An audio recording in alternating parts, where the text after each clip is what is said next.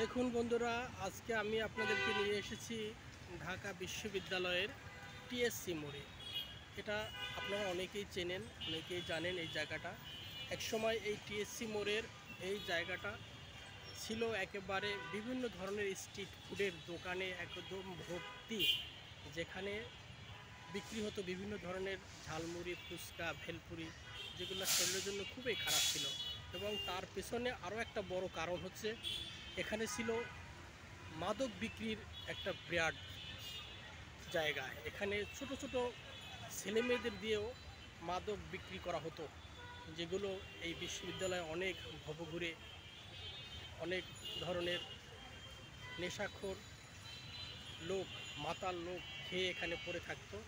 তাদের জন্য এগুলো বিক্রি হতো। আমরা চাই না আর সেই সমস্ত জিনিসের পুনরাবৃত্তি হোক। আমরা ধন্যবাদ জানাই ডাকসুর নবনির্বাচিত ভিপিকে, আমরা ধন্যবাদ জানাই ডাকসুর কার্যনির্বাহী সদস্যদের, যারা অক্লান্ত পরিশ্রম করে ঢাকা বিশ্ববিদ্যালয় থেকে এরকম নোংরা সব জিনিস সরিয়ে দিয়েছেন। ধন্যবাদ সবাইকে। সবাই ভালো থাকবেন, আমার পাশে থাকবেন।